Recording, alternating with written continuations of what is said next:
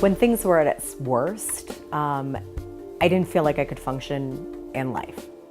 I couldn't sleep. I was having trouble concentrating. My son was 4 years old at the time. I couldn't take care of him. I didn't have the ability to be a mom. A crisis can happen to anybody, any one of us really. And when you're going through all those intense emotions, it can be really hard to think clearly. And sometimes when you're in that deep, dark place, it can be hard to see the light at the end of a tunnel.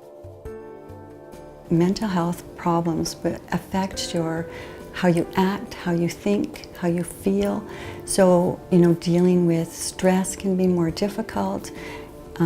Relating to other people sometimes can be more difficult. If they don't get connected to services and resources, this is where problems can get bigger and bigger and can spiral into something a little bit more severe. In your head, you understand that you can get up and you can go to work and you can make breakfast and you can do all these things, and they're completely within your literal capabilities. But at the same time, you can't get up. You just can't do anything. And how do you get past that? How do you get through that? It's human nature to believe that we're alone. It's human nature to believe that what's happening to us, that there's not a solution to that problem. And I think what happens when people start to reach out is they recognize they're not alone.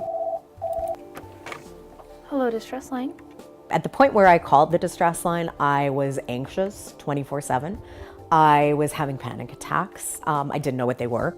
I needed help. I didn't necessarily even know what I needed, but it was through calling the distress line that I had a chance to talk to somebody about what was going on.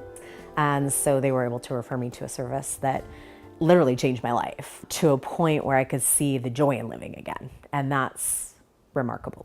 Community agencies are looking for ways to really partner with each other, to leverage existing services to better serve communities, to realize efficiencies, to ensure that people do have the right supports when they're dealing with mental health issues. Because remember, we were talking about if you're living in the state of alarm, then a little thing can take you up into anxiety. Mental health supports is a priority for United Way because mental illness is treatable. And if people get early intervention, get into treatment, they function very well. And so from United Way's perspective, it was very important to provide more support in that area. When we work with an organization such as the United Way, what is really special about that work is that they work in partnership with the agencies that they are funding.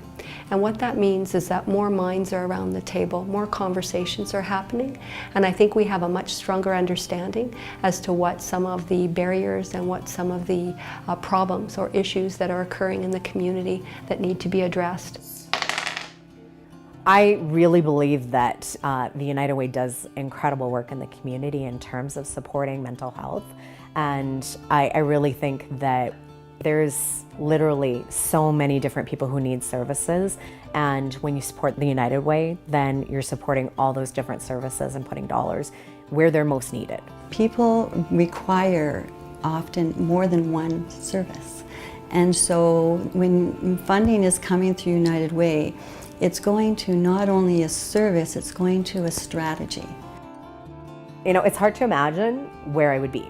I needed help to get through it, and without that point in the right direction, I would probably still be floundering.